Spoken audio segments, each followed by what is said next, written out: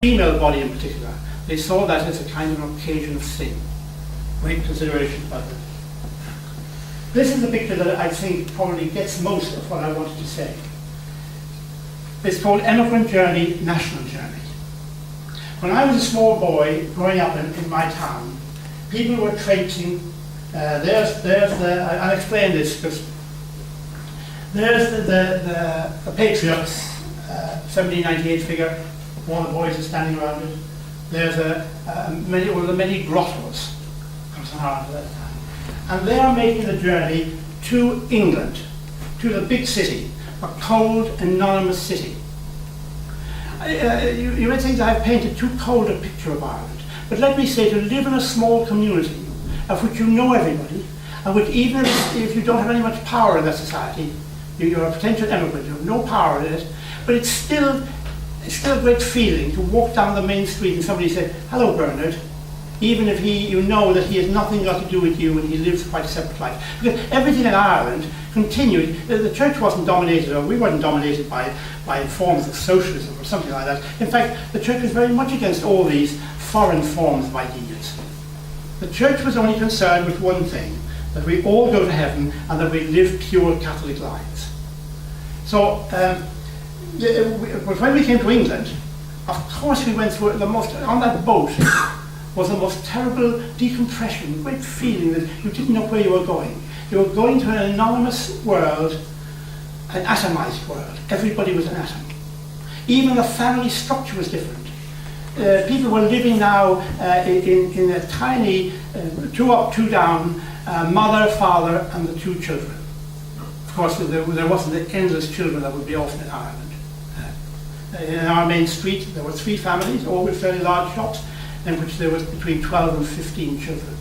1 out of every 5 families was over 6 in Ireland, 6 adults. So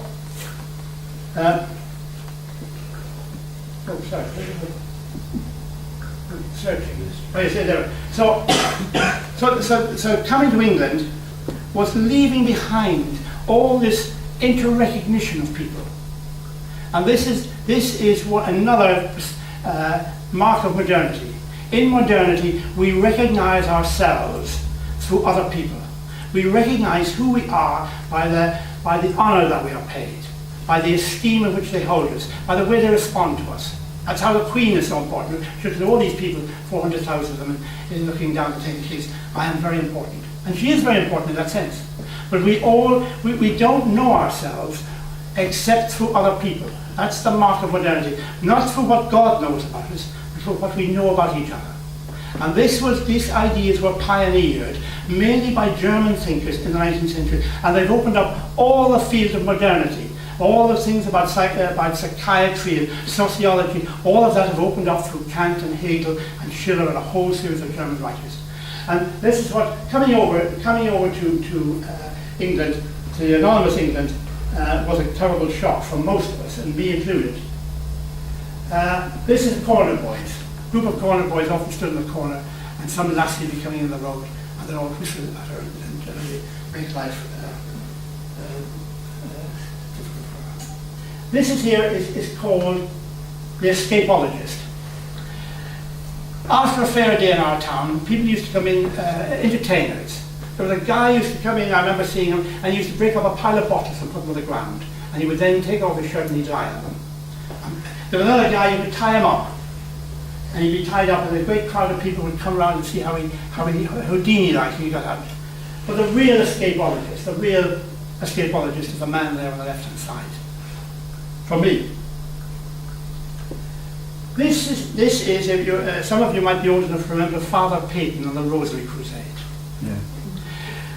Father Peyton's Rosary Crusade is an American evangelist, Catholic evangelist, and he said the family that prays together stays together. And there was a terrific outbreak, including in my own family, of prayer in the hope that we wouldn't have to emigrate. Probably what he meant was that we'd all have to emigrate rather than just one of us emigrate. That's how we stay together. That's the backward glance. There's a young man, his mother, could have been me, it wasn't actually me, my mother had a bicycle. So I just thought it was a nice touch. That is called Athletic Youth and Comely Maidens. I don't know if anybody ever heard that expression before. Devil era.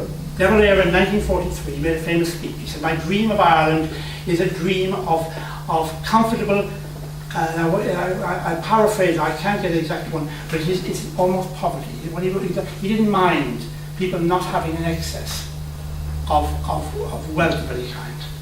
And athletic youth and comely maidens. But the athletic youth and comely maidens were the ones who left.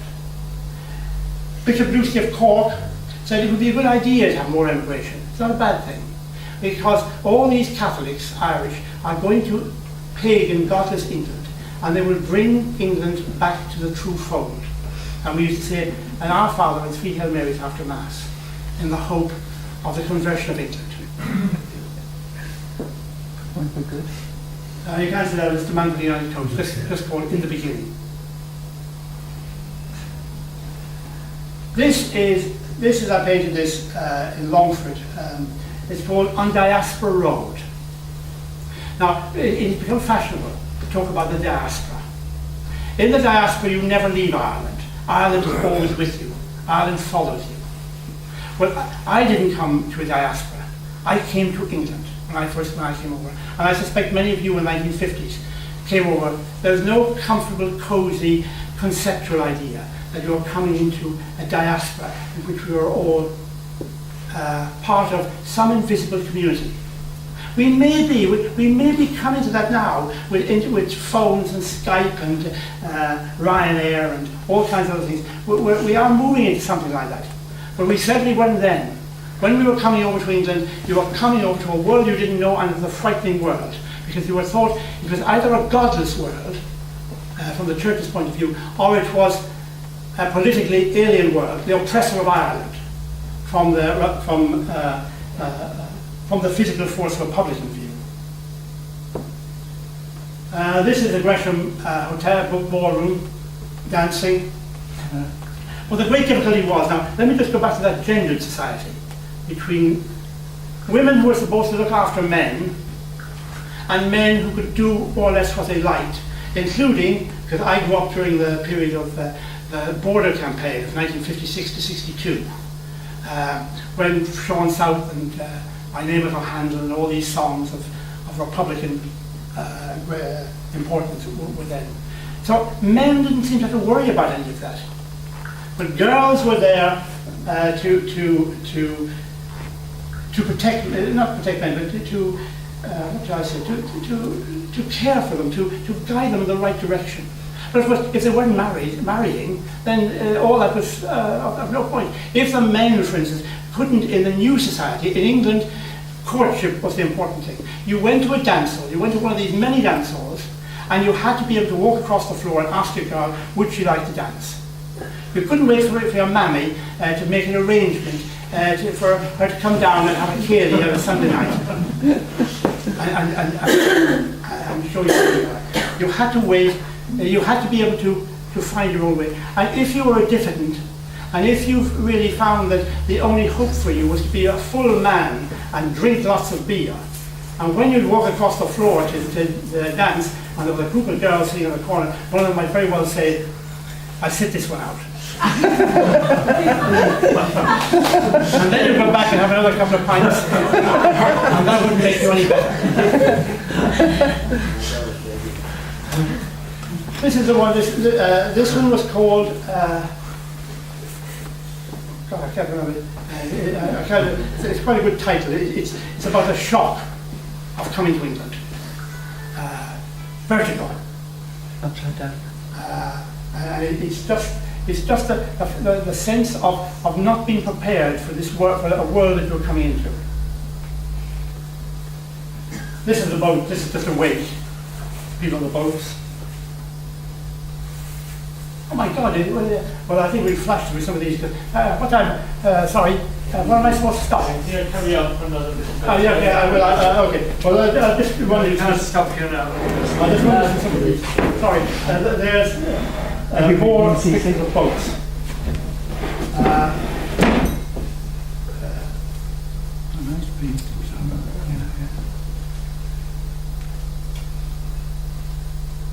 Far from the land. I mean, they have titles that you might expect. Far from the land, leaving the land. Fine. Two girls. Hard crossing. Yeah. Arriving at Euston. Holiday at Euston. Arriving at Euston. Another train, 4 train pictures. Some of these appeared recently on the covers of books. You might see some of it in the library. That one's a new book on Irish feminism. This is a picture that I regard as quite important. It's called Half Lives. It's the 1960s. The 1960s had liberated English life, swinging 60s, a music revolution, a fashion revolution, a sexual revolution. The pill had come in. And the men, on the other hand, had come from a very puritanical world. And I've tried to capture that in the divide there between the two groups. Because this is not to do with what's in your head, it's not to do with sets of beliefs, it's to do with the whole person. It's what it feels like, or what I'm attempting to depict. It's what it feels like to be an inhibited young man or who had to come into this new world of which there are quite different sets of values. It's very interesting that most of the Irish women went into caring professions, hotel work, hospitals, the national health system. In other words, the British system was designed in a way, or accidentally happened, that would provide for these two highly genderized groups to fit into it. The men went down in a hole in the ground. They went down and worked for other men in the free market of dog-eat-dog construction work. A lump. No trade unions, no structure to them, just work down the hole in the ground. And consequently, what is interesting is, among the marriages between Irish migrants, most Irish women married out. They didn't marry other Irish men. Irish men either married English people. I'm not saying there's none of them married, of course they did. And many of you here, I was married to another. And I'm married to but on the whole, this division had.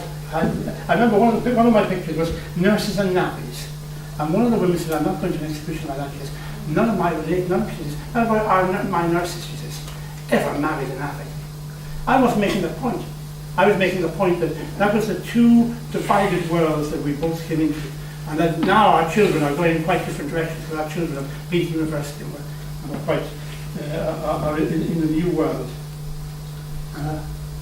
Okay, I'll stop because I want to give you the time to have a cup of tea. But I'll leave this from playing. It's a picture of the national revolution. Yeah. All right. Put on the board.